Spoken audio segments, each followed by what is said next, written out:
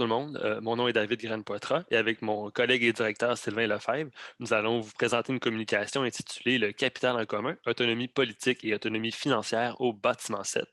Il s'agit d'une communication qui est issue d'une recherche partenariale qui est menée conjointement avec des acteurs au bâtiment 7, des fondations philanthropiques, ainsi que les services de collectivité de l'UQAM, avec un financement du PhilAb. Avant de commencer, on tient à préciser qu'il s'agit d'analyses qui ne sont pas le fruit d'une co-construction, mais qui n'engagent que nous. Les travaux sur les communs, dont on va vous parler, en tout cas on va parler d'un commun, mais les travaux sur les communs s'attachent surtout à en expliciter les soubassements normatifs et la portée politique. Elles rentrent peu dans les détails logistiques, les conditions de possibilité des communs. Une exception, les travaux de Michel Lallemand, qui étudie l'organisation des rapports de pouvoir dans le travail des communautés utopiques. Mais sur le financement, on a assez peu de choses, et cette impensée théorique qui redouble le fait que dans beaucoup d'espaces militants, les enjeux de financement peuvent être vécus comme une sorte de mal nécessaire, souvent relégués aux arrière-cuisines de la mobilisation.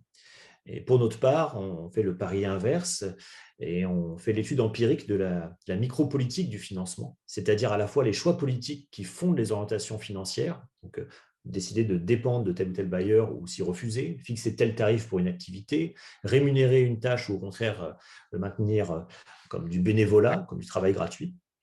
Mais cette micropolitique du financement, ça désigne aussi toutes les expérimentations, les luttes et les débats pour imaginer des innovations sociales et financières qui mettent en cohérence les instruments financiers et la mission de l'organisme. C'est ce que nous étudions au bâtiment 7, qui se définit comme une fabrique d'autonomie collective, car comme nous le dit un de ses membres, l'horizon de l'autonomie politique ne peut faire l'impasse sur l'autonomie financière. Euh, c'est vraiment important pour commencer de préciser que le bâtiment 7, c'est un commun urbain qui prend place dans le quartier Pointe-Saint-Charles, un quartier populaire qui est enclavé au sud-ouest de Montréal, une zone qui autrefois était le cœur de l'industrialisation au Canada, ce qui signifie que c'est un territoire qui a été beaucoup pollué et défiguré par le type de développement économique qui s'y est fait. C'est un secteur qui a été aussi gravement impacté par la désindustrialisation de son économie au tournant des années 70. Puis maintenant, il y a une population aussi qui subit tous les effets négatifs de dynamique de gentrification. Donc, c'est vraiment pas anodin qu'un projet comme le bâtiment 7 voit le jour à Pointe-Saint-Charles, d'autant plus qu'il s'agit d'un quartier qui, au Québec, est historiquement reconnu pour faire les choses autrement, pour adresser différentes problématiques que traverse sa population. Donc, cette désindustrialisation-là a eu pour effet aussi de laisser des friches industrielles vacantes, abandonnées au sein du quartier. Donc, le bâtiment 7, c'est tout le fruit d'une réappropriation communautaire d'un de ces espaces abandonnés. C'est une lutte qui a commencé en 2003 et qui va s'échelonner sur plus de 15 ans. Donc, c'est vraiment une longue mobilisation. Euh, en fait, sans faire tout le récit, juste vous dire qu'en 2009, c'est le moment, une date très charnière. C'est là qu'a été créé le collectif C'est à nous. C'est lui qui va prendre en charge cette mobilisation sociale-là. Un collectif qui est créé par des acteurs de divers milieux, que ce soit les milieux communautaires, milieux culturels, même le milieu libertaire du quartier, il est présent.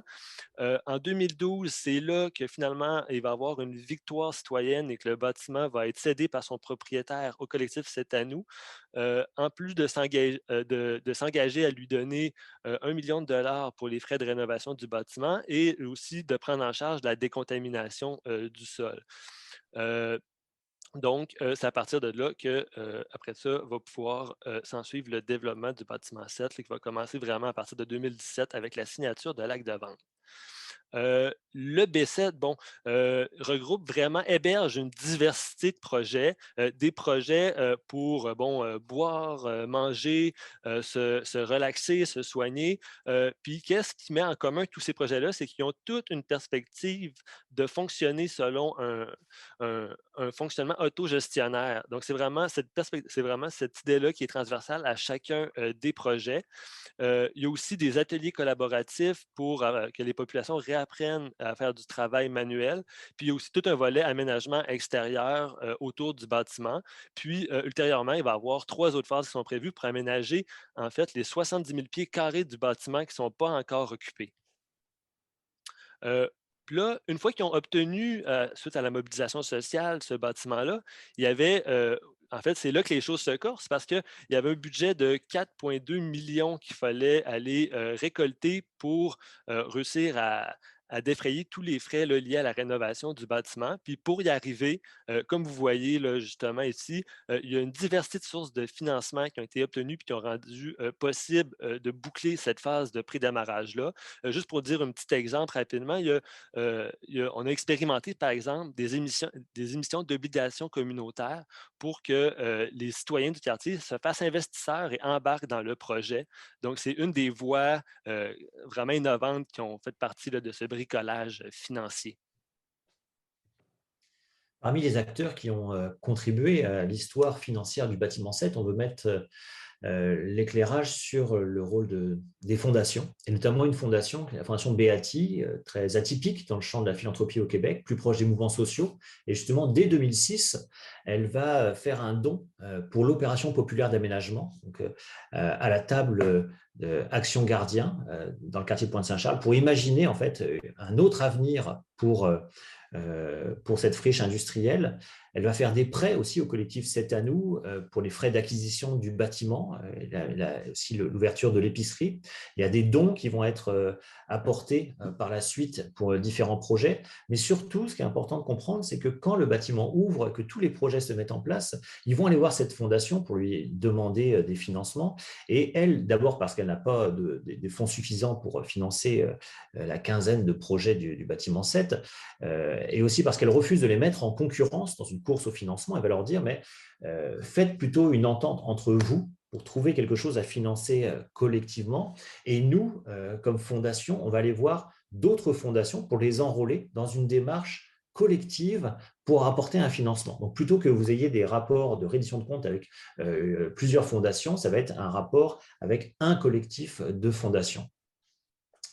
Et ça va donner lieu à la mise en commun de capitaux philanthropiques, donc des montants qui sont impressionnants hein, sur quelques années. Hein, c'est plus de 800 000 dollars qui sont apportés par 4 fondations pour surtout autour de 2 axes. D'abord, le projet Agir pour la mixité qui vise, alors c'est du salaire, c'est surtout du salaire pour des postes pour que l'horizon de mixité sociale, notamment de faire en sorte que le bâtiment 7 serve les populations les plus précaires du quartier et dans toutes ses dimensions. Donc ce projet-là et le projet Développer l'Utopie, qui est l'aménagement ultérieur des 70 000 pieds carrés restants. Donc c'est ces 2 axes-là qui sont financés. Et au-delà du financement, il y a une relation de collaboration qui se met en œuvre entre ces fondations et un collectif où on retrouve donc le C'est à nous, hein, qui est un petit peu l'organe qui régit l'ensemble du projet, et différents acteurs du bâtiment 7. Et il va se construire une relation de confiance où, par exemple, on va pas être dans la reddition de comptes comptable et un rapport de force donateur-donataire classique, mais une relation de collaboration avec des moments communs où on discute de préoccupations communes. Et notre recherche va s'inscrire en fait dans la construction d'un espace de discussion plus horizontal dans cette relation-là. On voudrait aussi mettre en avant, par rapport à cet enjeu d'avoir une autonomie financière qui soit cohérente avec l'autonomie politique, toutes les innovations sociales et financières qui vont être mises en place pour aligner donc ces 2 dimensions. On peut penser, David l'a dit, à l'émission d'obligations communautaires. Ce ne sont que 50 000 dollars, sauf que ces 50 000 dollars, ils vont permettre de faire preuve autour de la démarche et d'aller voir d'autres bailleurs de fonds pour leur dire, vous voyez, des gens dans le quartier embarquent et soutiennent, se font investisseurs sur plusieurs années du bâtiment 7. Donc, à vous d'embarquer. Donc, l'émission d'obligations communautaires, ça va être une expérience intéressante et qui va être reconduite bientôt. Il y aura d'autres projets, un projet de monnaie locale, participer à des débats aujourd'hui très importants au Canada sur la finance sociale, c'est-à-dire la mobilisation des capitaux philanthropiques, des capitaux de fonds de travailleurs, autour de projets, notamment pour le communautaire. Donc, le bâtiment 7 va prendre sa part dans cette invention en fait, de nouveaux canaux de financement.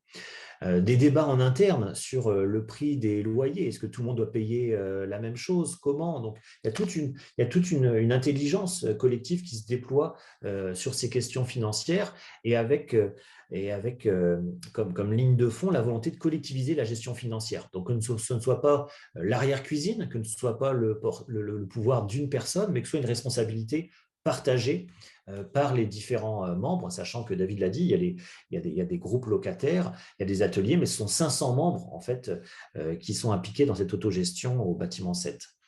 Ce qui nous amène en point de conclusion sur 5 éléments. D'abord, souligner le succès improbable de la collaboration entre le bâtiment 7 et des fondations privées, alors même que certaines composantes du 7 à nous avaient un regard très méfiant sur le rôle des fondations et leur ingérence dans le communautaire. Donc, il a fallu construire cette collaboration-là autour de nouveaux paramètres.